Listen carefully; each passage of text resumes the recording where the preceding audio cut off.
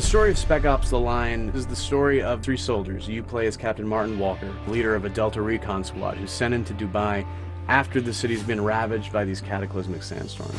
You're looking for Colonel John Conrad, the commander of the damned 33rd, who went in to help evacuate the city. As they were evacuating, this massive sandstorm hit and everyone in the city was believed dead. 6 months later, a mysterious kind of broken radio signal is picked up coming out of Dubai, and so you're sent in to see if there are any survivors left. Conrad's still alive. I think he is. I know he'd agree with me. Tracks end here. Guess this is the nest. Walker is a bit of a mystery. This is a commander, a professional soldier.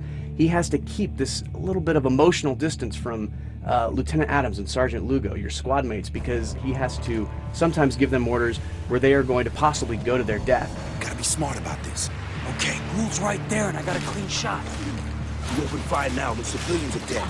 Does that mean nothing to you? Lieutenant Adams is Walker's second in command. He is also the demolition expert and the heavy gunner for your squad.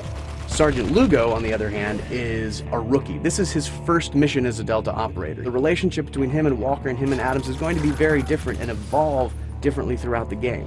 Christ, these soldiers were massacred. Nah, look how they're lined up. This was an execution. Colonel John Conrad is, in many ways, this larger-than-life soldier. This is a man who is both a brilliant strategist, but also the best example of a soldier that he can possibly be. Cover me! I'm reloading! The characters in Spec Ops are not static. These are not going to be the same people that you meet at the beginning of the game by the time you reach the end of the game. Begin.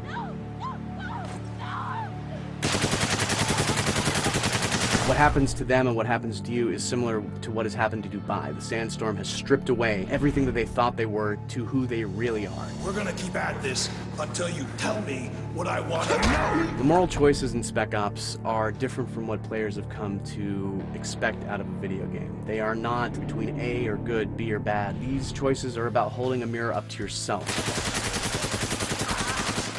Fuck, I'm taking the shot. Wait for your orders, Sergeant.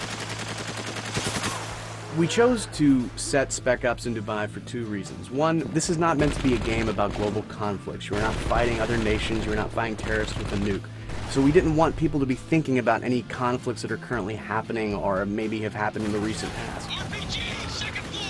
Also, Dubai is a metaphor in a lot of ways for what the player and the characters are experiencing. This is a city where there should not have been a city, but men with money and power just came in and said, I'm going to build whatever I want. And then the sandstorms came, the desert retook it, and nature said, no, just because you want to do this does not mean it can happen, does not mean it should happen. The CIA doesn't start when you can't finish. Well, now's the time to prove it, because I'm not telling you shit. No! What the hell? The inspiration that we had was not necessarily to recreate a character from a movie or a book that necessarily people liked, but instead to create real characters that felt like they were actual people, soldiers that were with you on this journey and not just tools that you were giving orders to and commanding around a battlefield. All insurgents wishing to surrender, please report to your nearest outpost for processing. We had many military advisors on the game who were constantly going over the script, checking it for accuracy, and also at the same time performing our mocap so that we had our characters moving like soldiers actually would move. Spec Ops is a game about who we are as gamers, and that's where the title of the game comes in. Spec Ops: The Line. That line between expectation and reality. Who these soldiers think they are and who they actually are. Who we as gamers think we are when we choose a game, and ultimately who we actually are as we play that game.